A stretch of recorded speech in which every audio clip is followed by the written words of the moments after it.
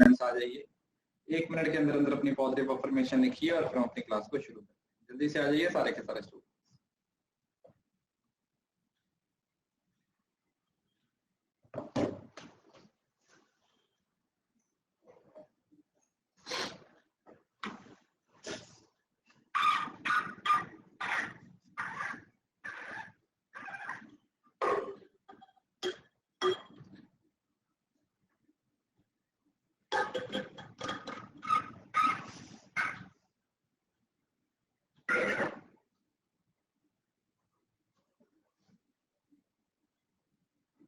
Good morning जी, good morning सभी को, good morning. मैं बढ़िया बच्चे, आप बताइए।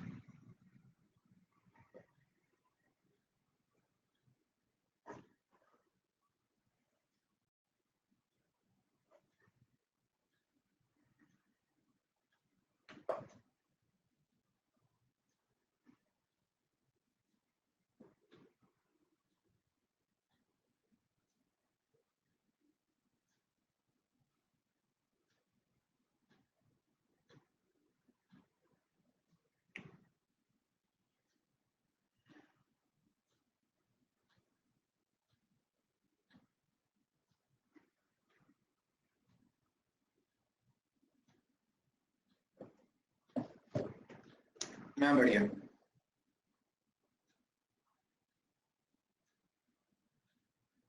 ठीक बात है, रिकॉर्डिंग देख रहे हो तो कोई दिक्कत नहीं है।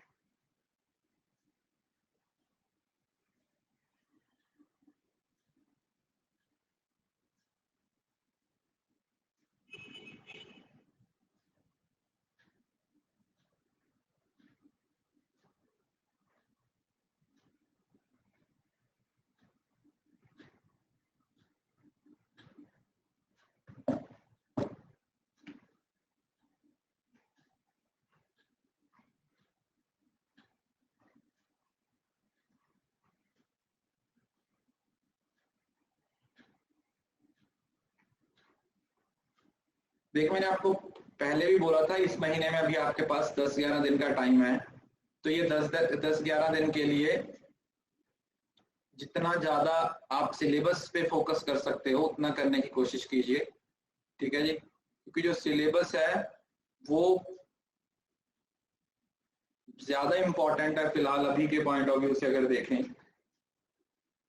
क्योंकि अगर आप ये सोचो कि आप एक बार सिलेबस पढ़ लेते हो, उसके बाद फिर उसके PYQ MCQ, देखो एक बार समझ लो, मैं आपको एक सिंपल सा एनालिसिस बताता हूं, बहुत सिंपल से तरीके से आप इस चीज को समझ लीजिए।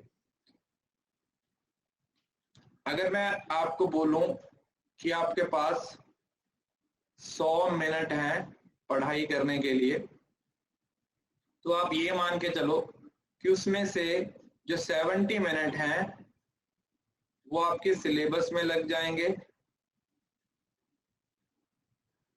20 मिनट आपके PYQ में और 10 मिनट आपकी रिवीजन है।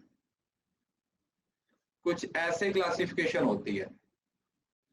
तो जो 70% मतलब 60 से 70% चीजें होती हैं वो आपका सिलेबस कवरेज में होती हैं। तो अगर आप अभी थोड़ा सा फोकस इस पे कर लोगे, यहाँ पे फोकस कर लोगे, तो आपके लिए आगे की चीजों को करना क्या हो जाएगा, आसान हो जाएगा, ठीक है जी। सो ट्राई कीजिए, ज्यादा से ज्यादा सिलेबस एक बार कवर कर लीजिए, 60-70% जितना आप मैक्सिमम इस महीने में कर सकते हो।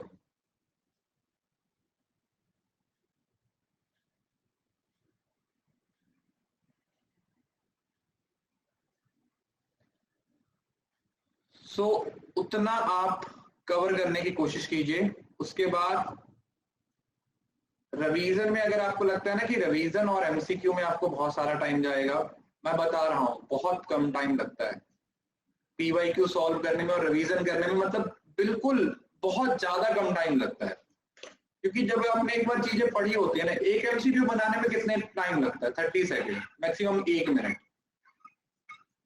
1 मिनट लगेगा आपको ज्यादा से ज्यादा एक MCQ बनाने में।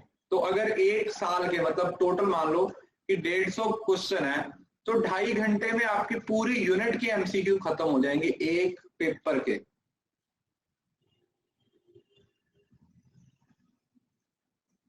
तो आप इस चीज को पहले अपने दिमाग में बिठा लीजिए कि जो सिलेबस कवरेज है ना वो एक मेजर पोर्शन है करने के लिए।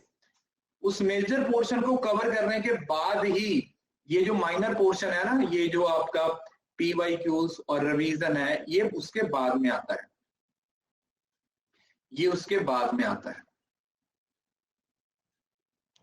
सो इट्स बेटर कि आप इस चीज पे फोकस करो, इस चीज को समझने की कोशिश करो, क्योंकि अगर आपने अभी यहां पे फोकस नहीं किया तो बेटा टाइम कम होता जाएगा और चीजें खराब हो जाएंगी। और एक बात और, मुझे पता आप में से बहुत सारे लोग ना अपने दिमाग में एक बात डाल के बैठे हुए हैं कि आपका पेपर जून में नहीं होने वाला, पेपर आगे जाएगा। आपको ये लगता है, काफी सारे लोगों के दिमाग में ऐसा है कि एनटीए ने तो ऐसे ही बोल दिया। तो मैं उनको यही सजेस्ट करूंगा कि अगर आपकी ऐसी इच्छा है तो कोई दिक्कत नहीं है, मैं आपको इसके बारे में कुछ नहीं बताना चाहता, ठीक है जी। हम अपने बच्चों को पढ़ा रहे हैं जून के हिसाब से और हम उसी तरीके से पढ़ा रहे हैं। आपको लगता है कि आपका एग्जाम जुलाई में होगा, आपका अगस्त में होगा, सितंबर में होगा, जहां पर आपकी इच्छा है, जितना आपका टारगेट है, आप उस टारगेट को अचीव करने के लिए काम करते रहिए। हमारी जो प्रेपरेशन हो रही है वो जून के फर्स्ट और सेकंड वीक के हिसाब से ही हो रही है।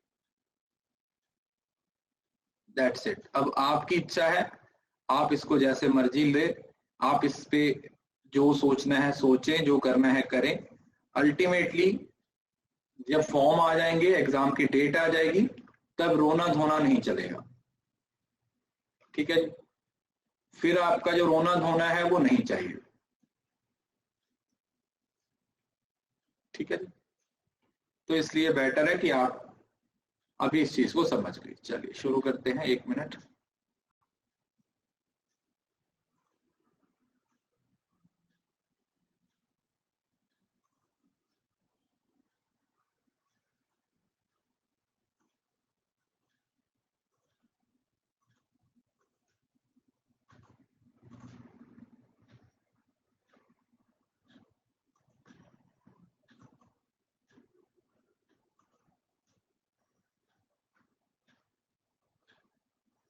रिलायबिलिटी एक बहुत ही इंपॉर्टेंट टॉपिक है। रिलायबिलिटी, रिलायबिलिटी का मतलब क्या होता है? Consistency, consistency, RC। अरे यार, मैंने आपको इतनी देर बाद से बोल दिया कि जो अक्टूबर के बाद के कोर्सेज है ना, वो सारे रीजनल वही अपडेटेड कोर्सेज हैं। अगर वो दोबारा भी आएंगे तो वो सेम ही आएंगे। तो अगर आपने रिकॉर्डिंग से कर रखा है तो फिर उसको दोबारा करने का क्या मतलब है? ये चीज तो मैं बहुत बार बता चुका हूं आप लोगों को। अब अगर आगे भी ये जो रिसर्च अभी पढ़ा रहा हूं, सेम कोर्स आपका रिसर्च हो चुका है अक्टूबर में। जिन बच्चों ने अक्टूबर में देखा तो वो अभी नहीं देख रहे हैं। कॉमन सेंस की बात है यार, वो कौन सी कोई बहुत ऐसा आपको कि इसमें कुछ समझ नहीं आ रहा।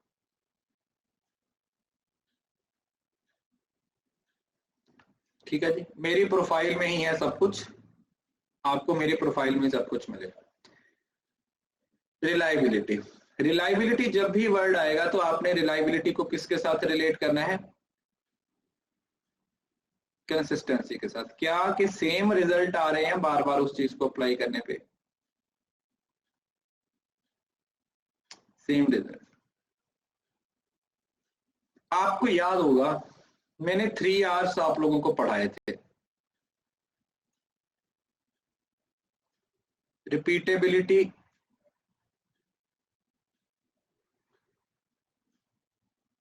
रिप्रोडक्टिविटी और रेप्लिकेबिलिटी। तो यहां पर जो रिलायबिलिटी है ना, वो इसके साथ रिलेट करती है। किसके साथ? रेप्लिकेबिलिटी के साथ। किसके साथ रिलेट करती है? रेप्लिकेबिलिटी के साथ, कि जो हमें ओवर द टाइम रिजल्ट्स मिल रहे हैं,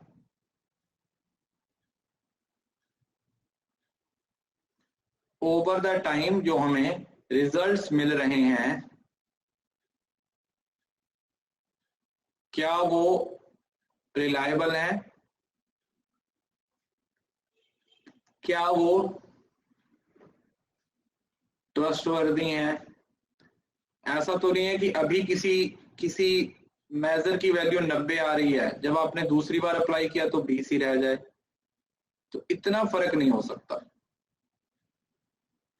90 है तो 85 रहेगी, 80 रहेगी, दैट्स इट। ठीक है, मतलब थोड़ा बहुत 19-21 का फर्क है वो हो सकता है, बट अगर आप बोलोगे कि 90 से सीधा 20 तक आ गए तो फिर आप सीधा बोल सकते हो कि आपका जो इंस्ट्रूमेंट था वो रिलायबल नहीं था, है ना।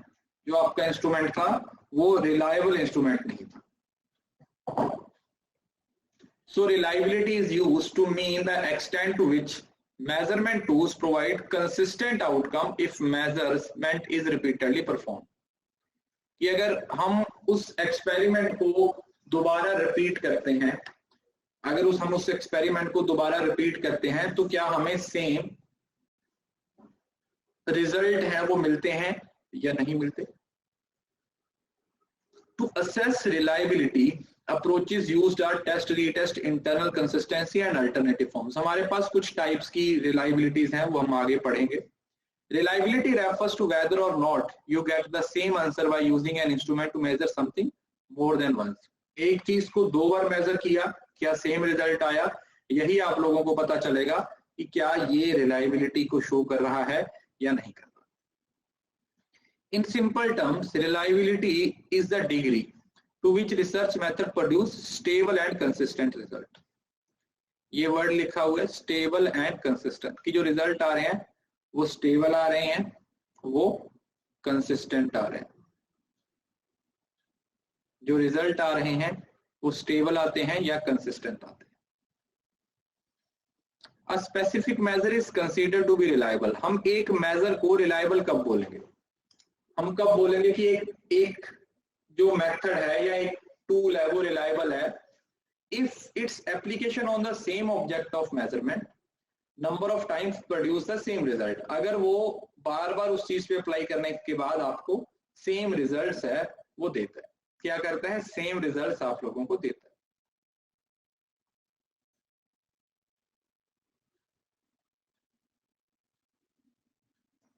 If you are getting the same results, अगर आपको बार बार सेम रिजल्ट मिल रहे हैं तभी आप बोल सकते हो कि ये रिलायबल है, अदरवाइज आप क्या बोलोगे कि ये तो भाई रिलायबल नहीं है, हम इसको रिलायबल नहीं मानेंगे।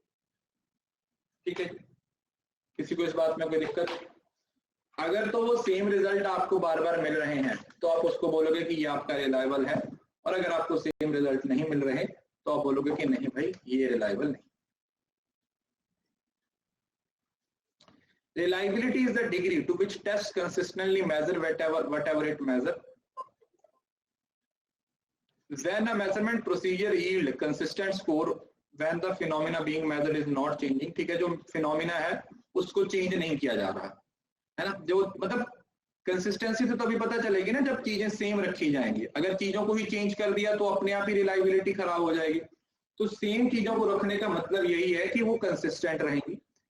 Degree to which scores are free of measurement error, जब एरर्स में मेजरमेंट में किसी तरीके का कोई एरर नहीं होता। When there is no error, when there is no error, when there is no error, consistency of the measurement. ठीक है जी, अब हम इसके अंदर 3 चीजों को डिस्कस करते हैं।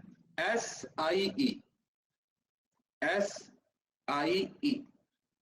3 चीजें होती हैं जो इसके अंदर कवर की जाती है। किसके अंदर? रिलायबिलिटी के अंदर। We check 3 things under reliability. पहला आता है स्टेबिलिटी। स्टेबिलिटी का मतलब समझ रहे हो ना, स्टेबल रिजल्ट।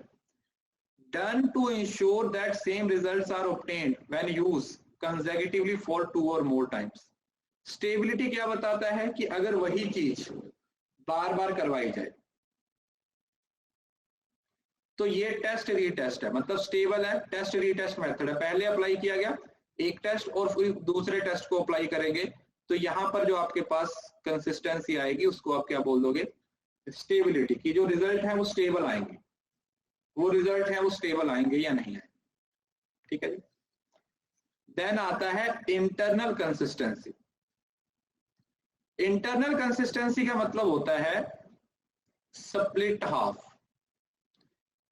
इंटरनल कंसिस्टेंसी का मतलब क्या हुआ, टू इंश्योर ऑल सब part of instrument measure the same characteristics, homogeneity. किसके साथ रिलेट करेंगे, होमोजेनिटी के साथ, कि भाई जो इंस्ट्रूमेंट के सारे सब पार्ट्स है ना वो सेम कैरेक्टरिस्टिक्स को डिफाइन करते हैं। ऐसा नहीं है कि कुछ इंस्ट्रूमेंट्स के जो पार्ट है वो कुछ अलग चीज के बारे में बोल रहे हैं और कुछ है वो अलग चीज के बारे में बोल रहे हैं। तो इंटरनल कंसिस्टेंसी को यहां पर किसके साथ रिलेट कर दोगे आप, स्प्लिट हाफ मेथड, या जिसको आप होमोजेनिटी के साथ रिलेट कर दोगे। किसके साथ रिलेट कर दोगे, you will relate it with homogeneity. किसके साथ, होमोजेनिटी के साथ रिलेट करोगे। और तीसरे नंबर पे जो हमारे पास आता है वो आता है इक्विवेलेंस। इक्विवेलेंस क्या होता है, when used when two observers study a single phenomena simultaneously। Interrater equal, जो दो लोग मेजर कर रहे हैं उसी चीज को, क्या सेम रिजल्ट आ रहा है उसके लिए या नहीं। Either you are getting the same result for that और नॉट। मतलब दो अलग अलग रेटर आ गए यहां पर, दो अलग अलग रेटर उस चीज को मेजर कर रहे हैं, तो क्या हमारे पास सेम रिजल्ट आ रहा है या नहीं। उसको क्या नाम, उसको क्या बोले जाते हैं, that is what we call equivalence. उसको हम क्या नाम दे देते हैं, इक्विवेलेंस बोल देते हैं, ठीक है। तो सबसे पहले क्या था, स्टेबिलिटी, उसी टेस्ट को दोबारा अप्लाई करना। इंटरनल कंसिस्टेंसी का, इंस्ट्रूमेंट को दो हिस्सों में तोड़ देते हैं। और इक्विवेलेंस का मतलब होता है दो या दो से ज्यादा रेटर्स होते हैं जो उस चीज को चेक करते हैं। अब हमारे पास टाइप्स हैं, रिलायबिलिटी, स्टेबिलिटी और कंसिस्टेंसी से रिलेटेड। अब ये टाइप्स आपको पेपर में बहुत ज्यादा पूछी जाती हैं। मतलब आप ऐसा समझ लीजिए कि मैच द कॉलम में तो ये टॉपिक एनटीए का फेवरेट है। जब भी आपके सामने मैच द कॉलम क्वेश्चन आएगा तो ये क्वेश्चन आप लोगों को ऑलमोस्ट हर शिफ्ट में देखने को मिलता है, मैच द कॉलम में। देखो अगर मैं बात करूं टेस्ट रीटेस्ट रिलायबिलिटी की, नाम से पता चलता है टेस्ट रीटेस्ट, मतलब टेस्ट फिर दोबारा retest. The reliability coefficient obtain with repetition of an identical measure on the second occasion. मतलब पहले उस टेस्ट को एक बार किया गया, फिर उसी टेस्ट को दोबारा किया गया, फिर मेजर किया गया कि क्या जो रिजल्ट आ रहे हैं वो सेम आ रहे हैं या नहीं आ रहे। इस तरीके की रिलायबिलिटी को क्या बोला जाता है, टेस्ट और retest.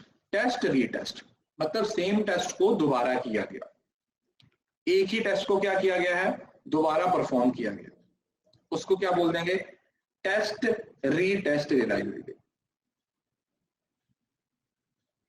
Test retest reliability. Then आता है parallel form reliability. Parallel form का मतलब क्या होता है, पैरेलल का मतलब क्या होता है, जैसे दो लाइंस ऐसे पैरेलल चलती हैं। The reliability coefficient obtained by two comparable set, एक साथ दो कंपेरेबल सेट के साथ जो रिलायबिलिटी आपको मिलती है उसको बोला जाता है पैरेलल फॉर्म। समझ रहे हो ना, पैरेलल फॉर्म, ऐसे दो कंपेरेबल सेट से जो रिजल्ट्स मिलते हैं क्या वो रिलायबल हैं या नहीं।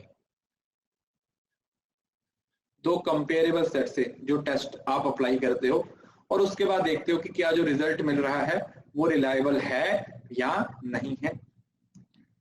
इंटर आइटम, इंटर आइटम नाम से ही पता चलता है एक इंस्ट्रूमेंट के अंदर बहुत सारी आइटम्स होती हैं। जैसे हम होमोजेनिटी की बात कर रहे थे, तो ये देखा जाता है कि सारी आइटम्स को मेजर किया जा रहा है या नहीं। इंटर आइटम का मतलब समझ रहे हो ना, 100% आइटम्स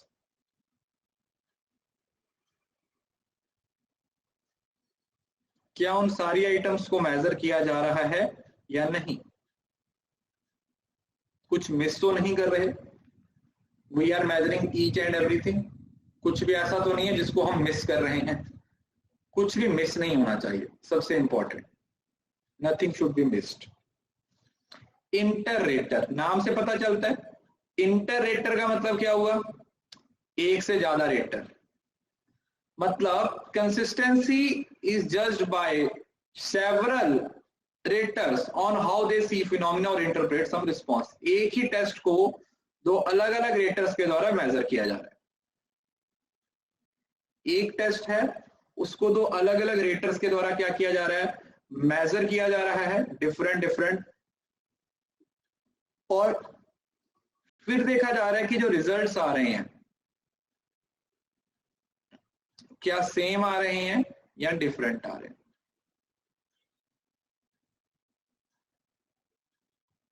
कि जो रिजल्ट आ रहे हैं वो सेम आते हैं या डिफरेंट आते हैं। देन आता है split half reliability. Split half का मतलब होता है जैसे स्प्लिट हाफ, बीच में से तोड़ देना, इंस्ट्रूमेंट के को दो बराबर हिस्सों में क्या कर दिया गया, डिवाइड कर दिया गया, फिर इस हिस्से को इस हिस्से के साथ कंपेयर किया जा रहा है, ये देखा जा रहा है कि क्या इन दोनों के बीच में कंसिस्टेंसी है, क्या इन दोनों के बीच में कोई रिलायबिलिटी आपको नजर आ रही है या नहीं नजर आ रही।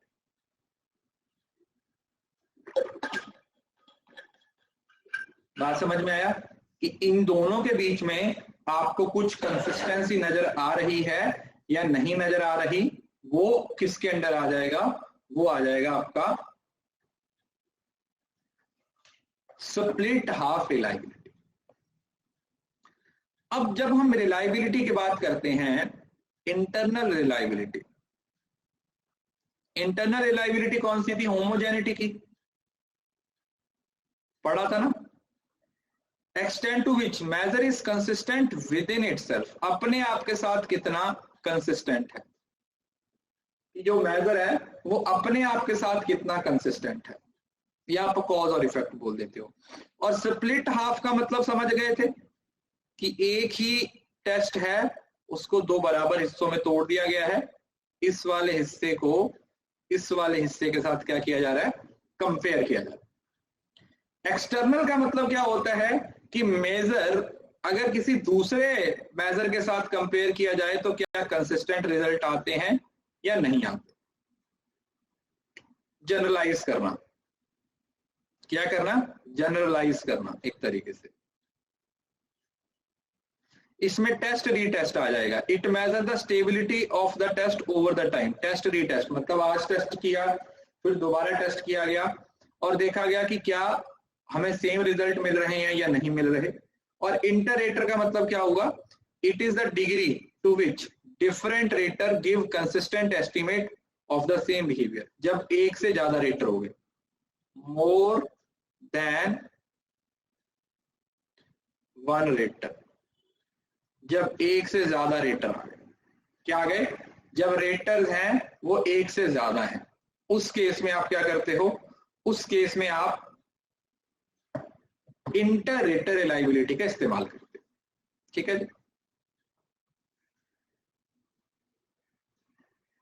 देखो किस टाइप की रिलायबिलिटी हमारे काम आएगी, ध्यान से समझो।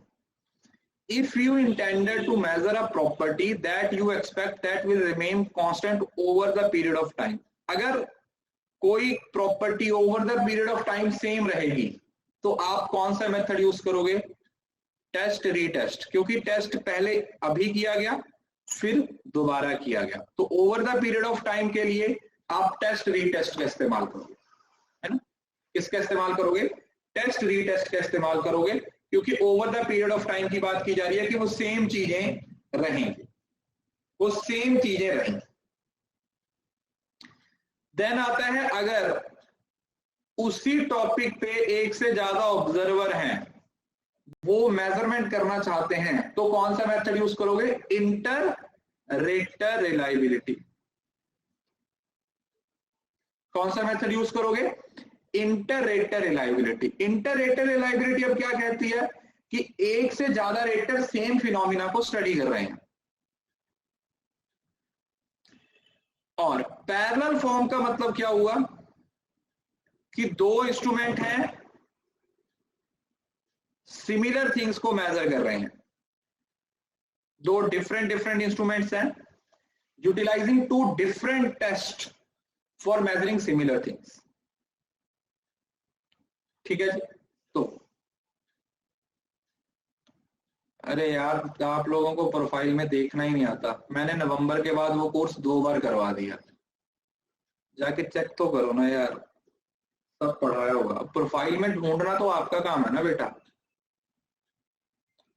Utilising the multi item, items को जब मेजर किया जा रहा है कि क्या सिमिलर वेरिएबल्स पे वो फॉल करती हैं या नहीं, तो उसको इंटरनल कंसिस्टेंसी का नाम दे दिया जाए। अब इसकी जो टाइप्स ही हैं, यही आपके पेपर के पॉइंट ऑफ व्यू से इंपॉर्टेंट, यही टाइप्स हैं जो आपके पेपर के पॉइंट ऑफ व्यू से इंपॉर्टेंट है। आपको 2 नंबर का क्वेश्चन यहां से कंफर्म है देखने को मिलेगा। You will see a question of 2 marks, 2 number का क्वेश्चन आपको यहां से देखने को मिलेगा। ठीक है। इंटरेटर, जब एक से ज्यादा रेटर का इस्तेमाल किया जाता है, इंटरेटर का मतलब होता है जब एक से ज्यादा रेटर को का इस्तेमाल किया जाता है किसी सेम फिनोमिना को स्टडी करने के लिए।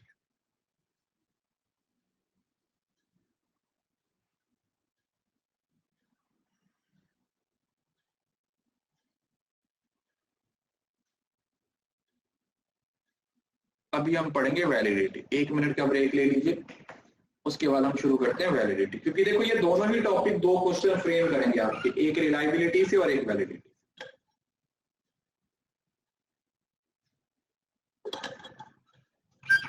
इंटरनल कंसिस्टेंसी तो इंटर आइटम की बात हो रही है यार, इंटर आइटम समझ नहीं रहे हो, एक इंस्ट्रूमेंट की इंटरनल आइटम्स की बात हो रही है।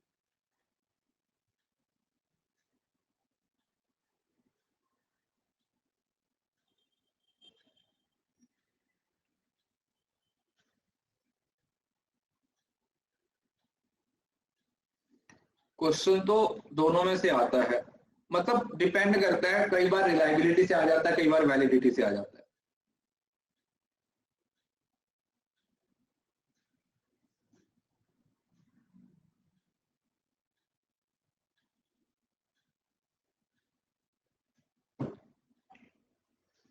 अब आता है वैलिडिटी। वैलिडिटी को आप किसके साथ रिलेट करते हो? एक्यूरेसी के साथ, VA,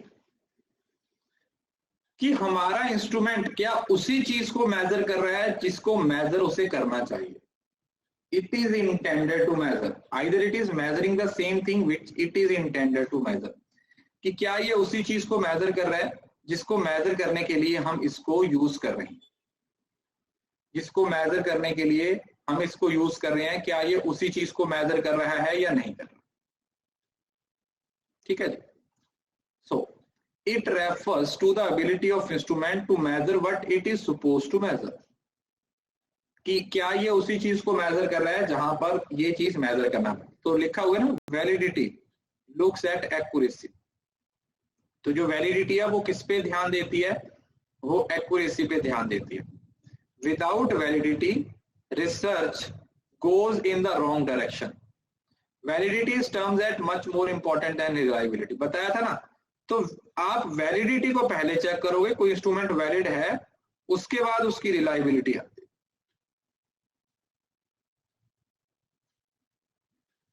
वैलिडिटी के बाद रिलायबिलिटी आती है।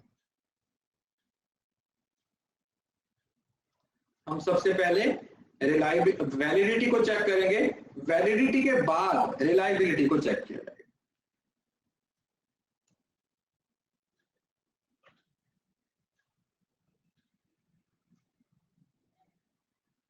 ठीक है जी। अब जो वैलिडिटी है ना, उसमें बेसिकली 3 पॉइंट्स होते हैं। पहला कि उस टेस्ट की फॉर्म कैसी है, किस फॉर्म का वो टेस्ट है। दूसरा, उस टेस्ट का पर्पस क्या है। और तीसरा, the population to form it is intended. ठीक है, ये उतना इंपॉर्टेंट नहीं है। आप लोगों के दिमाग में जब भी वैलिडिटी आएगी तो सबसे पहले आप लोगों के दिमाग में एक ही वर्ड आना चाहिए कि ये भाई एक्यूरेसी से रिलेट करती है। किसके साथ रिलेट करती है? ये एक्यूरेसी के साथ रिलेट करती है। इसका पूरा कनेक्शन किसके साथ है? एक्यूरेसी के साथ है। अब वैलिडिटी में एक होती है कंस्ट्रक्ट वैलिडिटी।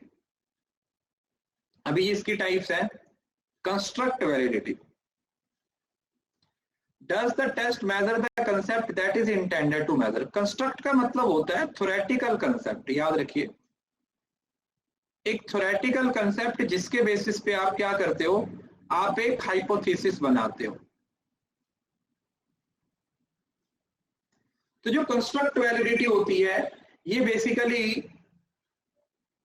ये बताती है क्या हम वही थ्योरेटिकल कंसेप्ट को मेजर कर रहे हैं जिसको हम मेजर करना चाहते थे थ्योरेटिकली। इसका कीवर्ड क्या है? Theoretical concept. याद रखिएगा,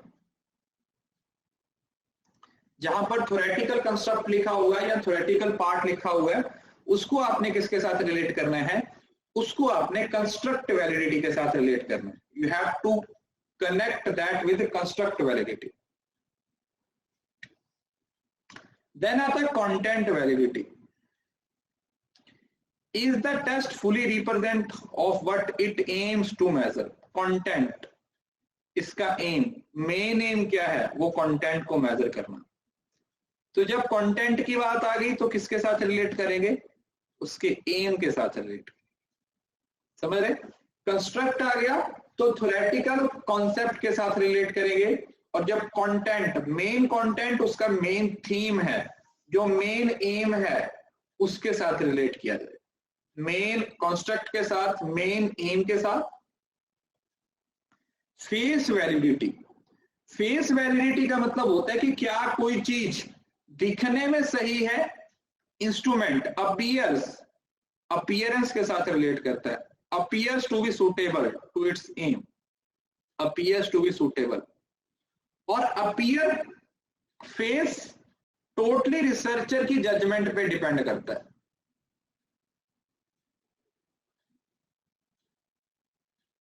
किस पे डिपेंड करता है? रिसर्चर की जजमेंट पे डिपेंड करता है कि जो रिसर्चर है वो किस तरीके से अपनी जजमेंट देता है। रिसर्चर है वो किस तरीके से उस चीज को लेके अपनी जजमेंट प्रोवाइड करता है, क्योंकि कोई चीज दिखने में सही है या नहीं, ये मेरी पर्सनल जजमेंट पे डिपेंड करेगी।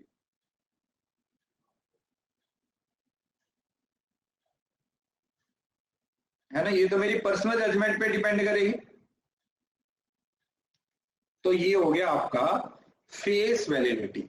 दैट इज समथिंग, कहीं ना कहीं आप इसको सब्जेक्टिव भी बोल सकते हो। और देन आता है क्राइटेरियन वैलिडिटी, कि जो बेंचमार्क है, क्या उस बेंचमार्क को टच किया जा रहा है, क्या उस स्टैंडर्ड्स को टच करते हैं या नहीं, क्या वो स्टैंडर्ड्स को मीट अप कर रहा है या नहीं। जो हमारा क्राइटेरिया है, जो हमारा स्टैंडर्ड है, क्या हम उस स्टैंडर्ड तक पहुंच रहे हैं या नहीं पहुंच रहे। तो क्राइटेरियन वैलिडिटी को किसके साथ रिलेट करोगे? स्टैंडर्ड्स के साथ, बेंचमार्क के साथ रिलेट करोगे। इसके साथ रिलेट करोगे, स्टैंडर्ड्स के साथ और बेंचमार्क के साथ रिलेट करोगे। ठीक है जी। अब एक वर्ड होता है कंस्ट्रक्ट। जैसे मैंने आपको बताया था ना, कंस्ट्रक्ट को, कंस्ट्रक्ट वैलिडिटी को थ्योरेटिकल कंसेप्ट के साथ रिलेट करते हैं। कंस्ट्रक्ट एक ऐसा फिनोमिना होता है, या आप बोल सकते हो कोई ऐसा कंसेप्ट होता है जिसको आप डायरेक्टली ऑब्जर्व नहीं कर सकते।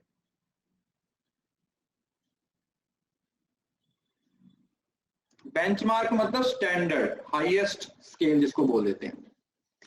तो कंस्ट्रक्ट का मतलब एक ऐसी चीज होती है जिसको आप डायरेक्टली मेजर नहीं कर सकते, उसको मेजर करना चाहते हो तो आप इनडायरेक्ट तरीके से उसको मेजर करते हो।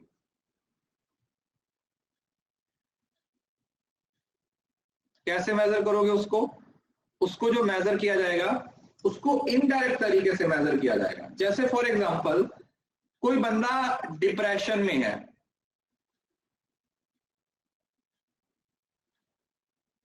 कोई बंदा डिप्रेशन में है, तो आप ये नहीं बता सकते कि वो कितने % डिप्रेशन में है, डायरेक्टली नहीं बता सकते, बट आप उसके बिहेवियर से बता सकते हो, उसके बातचीत करने के तरीके से बता सकते हो कि ये बंदा डिप्रेशन में है, क्योंकि वो साइकोलॉजिकल कनेक्शन है। उसके सिम्टम्स, उसकी बॉडी लैंग्वेज ये बताएगी कि वो बंदा किसमें है, डिप्रेशन में है, कि वो बंदा किसमें है, वो बंदा डिप्रेशन में है ना। तो ये आपके कंस्ट्रक्ट से पता चलता है। जैसे देखो, there is no objective observable entity called depression. तो ये एक अब्स्ट्रैक्ट कंसेप्ट है। अब्स्ट्रैक्ट समझ रहे हो ना? अब्स्ट्रैक्ट कंसेप्ट का मतलब यही हुआ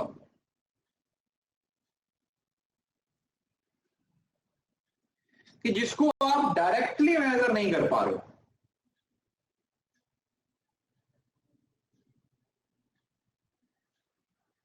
तो इंटेंजिबल है वो, तो उसको डायरेक्टली मेजर नहीं कर सकते, बस उसके जो सिम्टम्स हैं,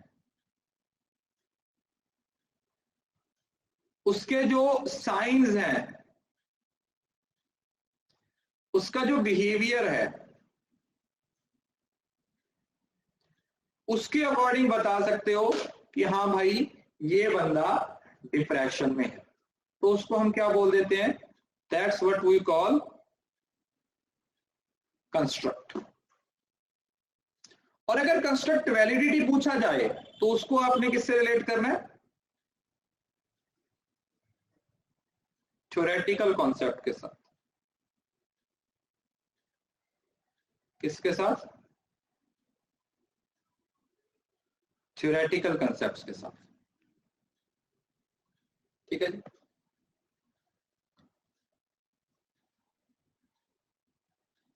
आगे बढ़ते हैं। ये है हमारी वैलिडिटी। अब इसको आपने थोड़ा ध्यान से याद करने की कोशिश करनी।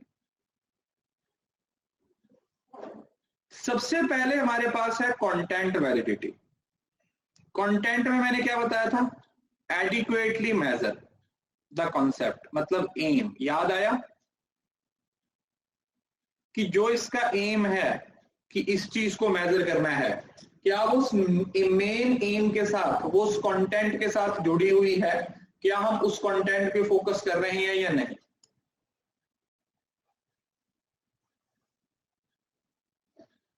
क्या हम उस कंटेंट पे फोकस कर रहे हैं या नहीं, उसको बोला जाता है content validity. Does the measure adequately measure the concept, जो भी उसका मेन एम है, जो भी उसका मेन है। नहीं सीक्वेंस में नहीं लर्न करना। देन आता फेस वैलिडिटी, नाम से पता चलता है। Face validity, appearance. Do experts validate that instrument measure what it name suggests it measures or it appears, appearance के साथ रिलेट करता है। किसके साथ रिलेट कर रहा है, उसकी अपीयरेंस के साथ रिलेट कर रहा है। किसके साथ रिलेट कर रहा है, उसकी अपीयरेंस के साथ रिलेट कर रहा है। देन आता है क्राइटेरियन, क्राइटेरिया, बेंचमार्क, स्टैंडर्ड्स।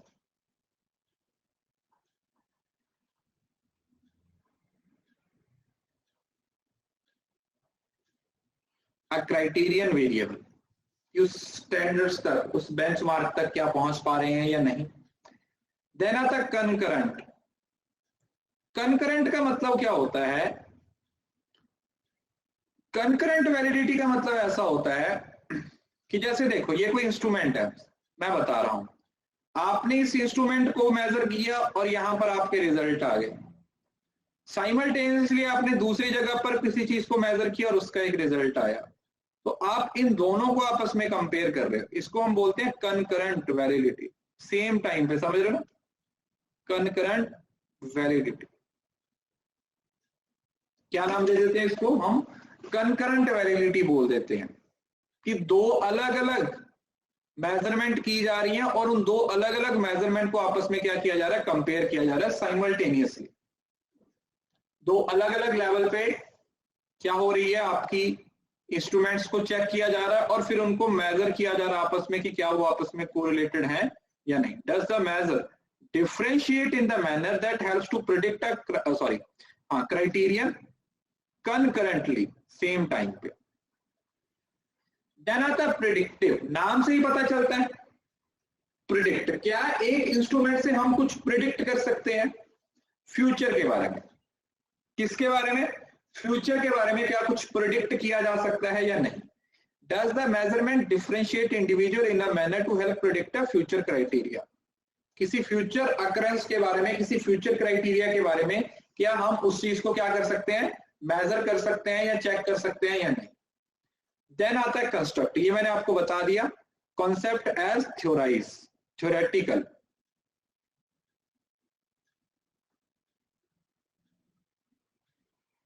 किसके साथ रिलेट कर रहे हैं, थ्योरेटिकल कंसेप्ट के साथ रिलेट कर रहे हैं, थ्योरेटिकल कंसेप्ट। एक आता है कन्वर्जेंट एंड डिस्क्रिमिनेंट।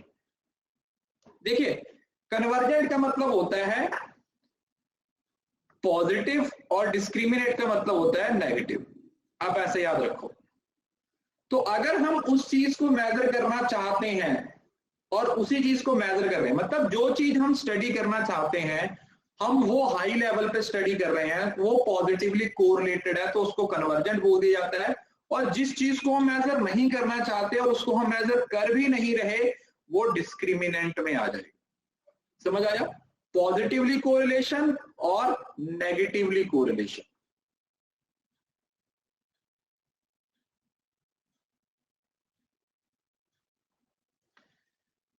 मतलब जो चीज मेजर करना चाहते हैं उसके साथ हमारा पॉजिटिव कोरिलेशन होना जरूरी है, हाई कोरिलेशन होना जरूरी है, और जिस चीज को हम मेजर नहीं कर रहे उस चीज का हमारा एक नेगेटिव कोरिलेशन होना जरूरी है। कनकरेंट का मतलब होता है कि एक इंस्ट्रूमेंट ने कुछ रिजल्ट पहले दिया हुआ है, अब आप उस सेम चीज पे एक और इंस्ट्रूमेंट लगा रहे हो और फिर उन दोनों को कंपेयर करने की कोशिश कर रहे हो, उसको बोला जाता है कनकरेंट वैलिडिटी। उसको क्या नाम दिया जाता है, that's what we call concurrent validity. Concurrent validity उसको नाम दिया जाता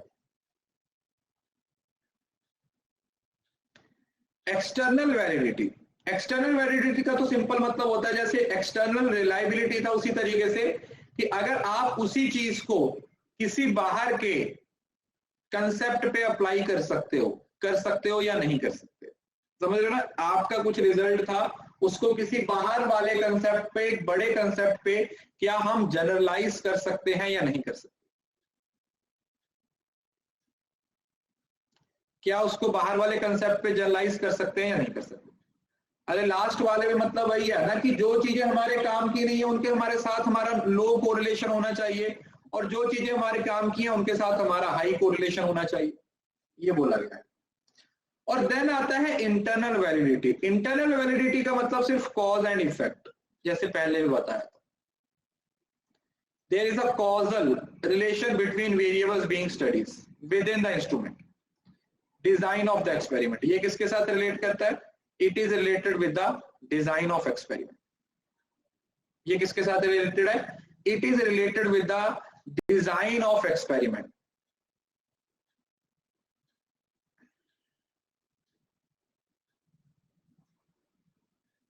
डिजाइन ऑफ एक्सपेरिमेंट, एक्सपेरिमेंट के डिजाइन के साथ। देन आता कंटेंट वैलिडिटी। कंटेंट का मतलब when we want to find out if entire content of behavior are represent in the test, we compare the test task with the content of the behavior, not empirical। ये logical मतलब जो आपका M है ना, जो वो logical M है, 100% content को स्टडी कर रहे हो। कंटेंट का मतलब कंप्लीट जो आपका एम है। जैसे अगर मैं इंडिया के बारे में कुछ स्टडी करना चाहता हूं और डेटा मैं सिर्फ एक स्टेट से ले रहा हूं, है ना, अगर मैं इंडिया के बारे में स्टडी करना चाहता हूं और जो डेटा ले रहा हूं वो सिर्फ एक स्टेट से ले रहा हूं तो वो वैलिड नहीं है। ठीक है, क्योंकि मुझे पूरे इंडिया की स्टडी करनी है। क्या करनी है, मुझे पूरे इंडिया के बारे में जानना है, तो पूरे इंडिया की स्टडी अगर मैं करना चाहता हूं तो उसके लिए मुझे पूरे इंडिया का डेटा चाहिए रहेगा। क्या रहेगा, उसके लिए मेरे पास जो डेटा होना चाहिए वो पूरे इंडिया का होना चाहिए। इस चीज को बोला जाता है कंटेंट वैलिडिटी।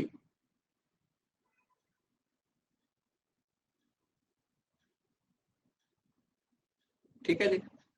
देन आता है फेस वैलिडिटी। फेस वैलिडिटी आप लोगों को पहले बता दिया। Face validity occurs when something appears to be valid.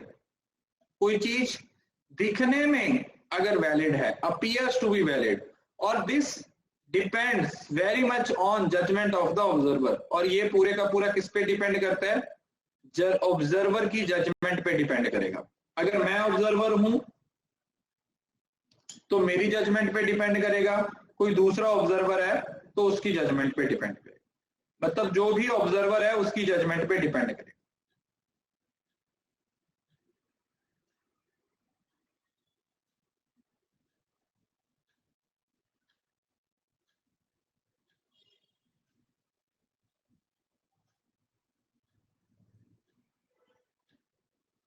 Clear है। देन आता है टेस्ट। टेस्ट के अंदर आपके पास क्राइटेरियन वैलिडिटी आती है। टेस्ट वैलिडिटी के अंदर आपके पास सबसे पहले कौन सी वैलिडिटी आती है, क्राइटेरियन। और क्राइटेरियन में मैंने आपको क्या बताया था, विच meets with the standards, benchmark, benchmark, benchmark standards. The indicator corresponds with and is predictive the measure using related indicator। ठीक है, मतलब कि जो भी आपके रिलेटेड बेंचमार्क्स हैं उनके साथ उसको कंपेयर करने की कोशिश की जाए, जो भी आपके रिलेटेड बेंचमार्क्स। देन आता है प्रिडिक्टिव। प्रिडिक्टिव में तो समझ आ गया, प्रिडिक्शन में क्या होता है। प्रिडिक्शन में आप क्या प्रिडिक्ट करते हो, फ्यूचर वैल्यूज को प्रिडिक्ट करने की कोशिश करते हो। What you try to do? You try to predict the future values.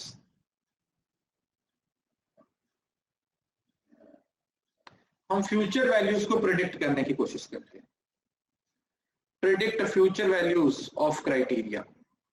Predictive validity the extent to which a score on a scale और test predict score on some criterion measure. मतलब जिसका main purpose ही prediction है, जिसके basis पे हम क्या कर सकते हैं, हम कुछ प्रिडिक्ट कर सकते हैं या नहीं कर सकते।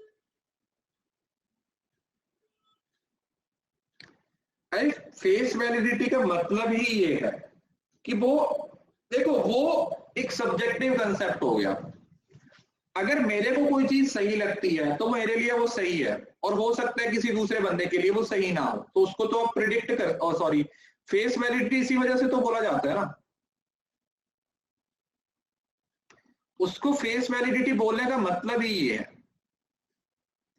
कि वो चीज दिखने में कैसी है, अपीयरेंस के अकॉर्डिंग कैसी है, कि वो चीज है वो अपीयरेंस के अकॉर्डिंग कैसी है, वो चीज अपीयरेंस के अकॉर्डिंग कैसी है। देन आता concurrent, correlated with other test. बताया ना, how well a new test compare on well established test. मतलब जो ऑलरेडी एक टेस्ट पहले वेल एस्टेब्लिश्ड है और एक न्यू टेस्ट है, उनके बीच में आपस में कितना कोरिलेशन है। ठीक है जी। कनकरेंट का मतलब समझ रहे हो ना, सेम टाइम पे, कि एक टेस्ट है वो ऑलरेडी पहले एक रिजल्ट दे चुका है, अब उसी चीज पे आपने एक और टेस्ट अप्लाई किया और फिर आप लोगों ने देखा कि वो कितना आपस में कोरिलेट कर रहा है। हाँ, दो different measurement compare simultaneously. Yes, that's the exact word. मतलब समझ रहे हो ना। It can also refers to the practice of concurrently testing two groups at the same time or asking two different group to take the same test। मतलब same taste है और different groups पे उसको क्या किया जा रहा है, अप्लाई किया जा रहा है। उसको आप क्या बोल दोगे, that will be known as concurrent validity. कौन सी, कनकरेंट वैलिडिटी। देन आता है कंस्ट्रक्ट। कंस्ट्रक्ट में तो आप लोगों को बता दिया था, कंस्ट्रक्ट में आप लोगों ने कुछ वर्ड याद नहीं रखना, आपने सिर्फ थ्योरी, कॉन्सेप्ट, हाइपोथेसिस ये वर्ड याद रखना है आपको, बस कुछ ये वाले छोटे छोटे वर्ड्स हैं जो क्या करने हैं आप लोगों ने याद रखने कि यहां पर हम थ्योरेटिकल कंसेप्ट को स्टडी करते हैं, थ्योरेटिकल कंसेप्ट को याद रख सकते हैं। Theoretical concept, right. देन आता है कन्वर्जेंट। कन्वर्जेंट का मतलब होता है हाईली कोरिलेटेड, मतलब पॉजिटिव चीजों के साथ हमें हाईली कोरिलेटेड रहने का। Convergent, it is degree to which multiple attempts to measure the same concept in agreement. Convergent validity we evaluate in item to total correlation, that is for each item, or low correlation and one unrelated variable. So discriminant में आप unrelated variables की बात करते हो तो highly uncorrelated या negatively correlated बोल सकते हो। तो ये convergent validity है, ये highly correlated है, और जो discriminant है ये highly uncorrelated, क्या हो जाएगी? अनकोरिलेटेड वैलिडिटी बोल दिया जाएगा, अनकोरिलेटेड रिलायबिलिटी।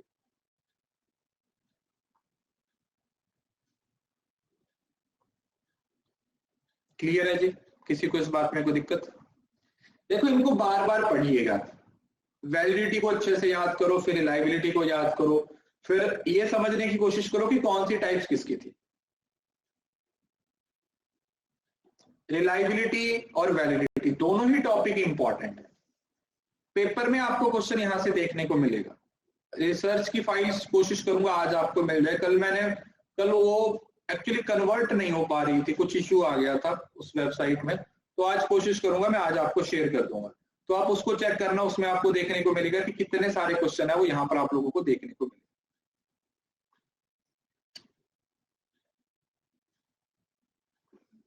अब ये वही है, content validity, face validity, criterion, concurrent, predictive, construct, convergent और डिस्क्रिमिनेंट। ठीक है, इसको आप एक बार अपने एंड से पढ़ लीजिएगा।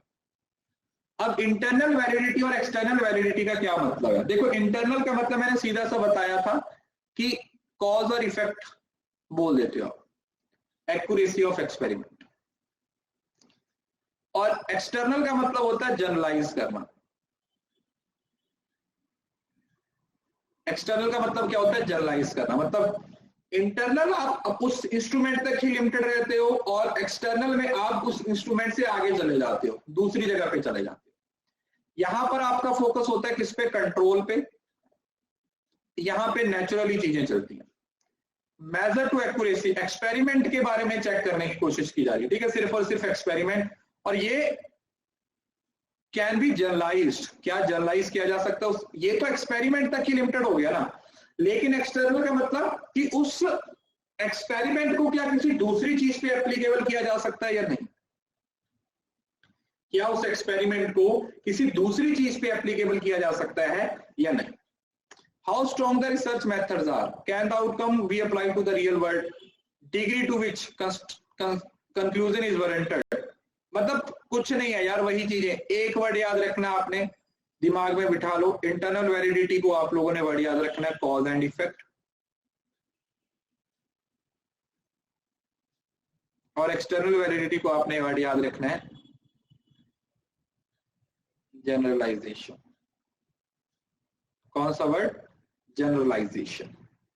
जनरलाइजेशन इज द कीवर्ड, कि क्या उस चीज को एक एस्पेक्ट से उठा के, एक छोटे एस्पेक्ट से उठा के एक बड़े एस्पेक्ट पे उसको अप्लाई किया जा सकता है या नहीं, ये बोल दिया जाएगा एक्सटर्नल वैलिडिटी के अंदर। अब वैलिडिटी और रिलायबिलिटी, हम वैलिड इंस्ट्रूमेंट को हमेशा रिलायबल मानते हैं, समझ रहे हो ना? कोई चीज वैलिड है तो इसका मतलब वो रिलायबल होगी ही होगी। अगर कोई चीज रिलायबल है तो उसमें वैलिड होगी या नहीं होगी। जैसे मैं आपको बताता हूँ, जैसे सपोज कर, मैं अक्सर क्लास में एक एग्जांपल देता हूँ हमेशा। जैसे आपके पास एक थर्मोमीटर है, ठीक है, आपके पास एक थर्मोमीटर है, आप उस थर्मोमीटर को यूज करते हो। आपने सुबह भी अप्लाई किया, लगा के देखा उसको, शाम दोपहर में भी और रात को भी। हर बार वो आपका temperature 200 degree Celsius 200 degree Celsius 200 degree Celsius दिखा रहा है। तो मेरे को एक बात बताओ, क्या ये एक्यूरेट है रिलायबल है, रिलायबल तो है, बिल्कुल है, क्योंकि सेम रिजल्ट दे रहा है। बट क्या ये वैलिड है? वैलिड नहीं है, क्योंकि वैलिड तब होता है ना अगर ये आपका सही टेम्परेचर बताता। अब गलत बता रहा है लेकिन बार बार सेम टू सेम बता रहा है, इसका मतलब क्या हुआ कि वैलिडिटी ज्यादा इंपॉर्टेंट है। कोई इंस्ट्रूमेंट वैलिड होगा तो उसके रिलायबल होने के चांसेस ज्यादा हैं, बट अगर वो रिलायबल है तो जरूरी नहीं है कि वो वैलिड होगा भी या नहीं होगा। मतलब हमारा मेन फोकस किस पे होना चाहिए? हमारा मेन फोकस किस चीज को चेक करने पे होना चाहिए? वैलिडिटी को चेक करने पे होना चाहिए। अगर वैलिडिटी सही है तो कहीं ना कहीं रिलायबिलिटी भी आ जाएगी, बट अलग अलग तरीके की सिचुएशंस है वो यहां पर आ जाती है। जैसे ये देखो, अब ये देखोगे तो आप ये रिलायबल तो है क्योंकि हर एक ही जगह पे निशाने लग रहे हैं, बट वैलिड नहीं है। तो समझ रहे हो ना, रिलायबल तो है, नॉट वैलिड। अब ये valid, not valid, not reliable, ये दोनों है ना, नॉट वैलिड नॉट रिलायबल है। देखो ये अगर आप इन दोनों इंस्ट्रूमेंट्स को देखते हो तो ना तो ये वैलिड है ना ही रिलायबल है। क्यों? क्योंकि ना तो निशाने सेंटर में लग रहे हैं और ना ही आसपास लग रहे हैं। अब ये इंस्ट्रूमेंट रिलायबल भी है और वैलिड भी है। क्यों? क्योंकि इसमें सारे निशाने एक जगह पे भी लग रहे हैं और वही हमारा मेन फ्रेम भी है जहां पे हमें निशाना लगाना है। समझ आया? निशाने सही जगह पे भी लग रहे हैं और वो हमारी मेन फ्रेम भी है जहां पे हमें क्या करना है? हमें निशाना लगाना है। तो मतलब रिलायबल भी है और वैलिड भी है। तो सिचुएशन ऐसी हो सकती है कि एक रिलायबल होगा, हो सकता है वो वैलिड ना हो। अब इससे एग्जांपल से समझ सकते हो। समझ लो ना कि वैलिड टेस्ट है वो रिलायबल होगा। अगर वैलिडिटी चेक कर ली तो इसका मतलब वो रिलायबल होगा। रिलायबल मे बी वैलिड और may not be valid. Validity is more important than reliability. Instrument को दोनों, अगर हम चाहते हैं कि हमारा इंस्ट्रूमेंट एकदम एक्यूरेट रिजल्ट दे तो एक इंस्ट्रूमेंट का वैलिड और accurate, valid versus plus accurate दोनों होगा, तभी आपके पास एग्जैक्ट रिजल्ट आएगा। अगर आप चाहते हो कि आपका जो रिजल्ट है वो 100% सही आए तो उसके लिए आप क्या करोगे? उसके लिए आप रिलायबिलिटी भी चेक करोगे, उसके लिए आप वैलिडिटी भी चेक करोगे। मतलब रिलायबिलिटी भी सही होनी चाहिए और वैलिडिटी भी सही होनी चाहिए। तो वैलिडिटी का मतलब रिलायबिलिटी होगी 99% केस में, बट रिलायबिलिटी से आप श्योर नहीं हो कि वैलिडिटी होगी या नहीं। समझ रहे हो? जैसे ये देखो, अगर एक हस्बैंड एंड वाइफ है और उनके साथ एक बच्चा उठा रखा है उन्होंने, तो इसका मतलब आप कंफर्म हो ना कि उनकी शादी हो रखी है। तो यहां पर जो बच्चा है वो वैलिडिटी है, जिससे आप ये बोल सकते हो कि रिलायबिलिटी है। बट अब अगर आप हस्बैंड और वाइफ को देख रहे हो तो आप ये नहीं बोल सकते कि उनके बच्चे हैं या नहीं है। हो भी सकते हैं और नहीं भी हो सकते। तो कहने का मतलब है कि जब आप वैलिडिटी को चेक करते हो तो उसमें रिलायबिलिटी के 99.9% चांस होते हैं। मतलब वैलिडिटी से रिलायबिलिटी की तरफ आप जा सकते हो, बट रिलायबिलिटी से वैलिडिटी की तरफ आने में हमेशा क्वेश्चन मार्क रहता है। ठीक है जी? कोई चीज रिलायबल होगी, वो वैलिड होगी या नहीं, इसके बारे में आप कुछ भी नहीं कह सकते। इसके बारे में आप कुछ भी नहीं कह सकते। You can't say anything. इसके बारे में आप कुछ नहीं कह सकते। ठीक है? तो बस इसको ही यहां पर अगली एग्जांपल्स में लिखा हुआ है, अगर आप पढ़ोगे तो, कि रिलायबल और वैलिड क्या होता है, वैलिड और रिलायबल। ठीक है? वो जो फोटो दिखाई हुई थी ना, उसी फोटो के बारे में एक्सप्लेनेशन दी हुई है कि चारों चीजों को किस तरीके से आप एक्सप्लेन कर सकते हो। सेम वही है। ठीक है? ये वही पहले वाली टाइप्स है, इसको एग्जाम डेफिनेशन के तौर पे दोबारा लिख दिया। तो ये आप लोगों का टॉपिक खत्म होता है। बस प्लीज इस टॉपिक को ना क्लास के तुरंत बाद रिवाइज कर लेना। इस टॉपिक को क्लास के तुरंत बाद रिवाइज जरूर कर लेना, बहुत ज्यादा जरूरी है। अदरवाइज अगर आपने रिवाइज नहीं किया तो आप इसको भूल जाओगे। और टॉपिक इंपॉर्टेंट है, टॉपिक इंपॉर्टेंट है। अगर आपने टॉपिक रिकॉल नहीं किया तो फिर आपको याद नहीं रहेगा। 2 से 4 मार्क्स आपके चले जाएंगे। तो बी श्योर कि आप इस टॉपिक को अच्छे से रिवाइज कर लीजिए ताकि आपको कोई भी दिक्कत ना हो। ठीक है? चलिए, आज के लिए इतना काफी है क्योंकि यही बहुत कॉम्प्लेक्स से टॉपिक है। कल हम सैंपलिंग शुरू करेंगे,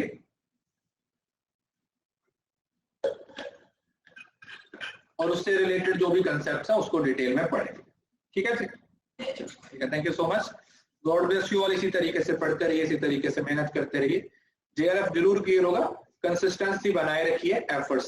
शाम को 8:15 बजे क्लास है स्पेशल, लिंक मैंने अभी दोबारा भी शेयर किया है टेलीग्राम पे, मेरी प्रोफाइल में जाके आप क्लास को एनरोल कर सकते हैं। ठीक है, बाय, टेक केयर।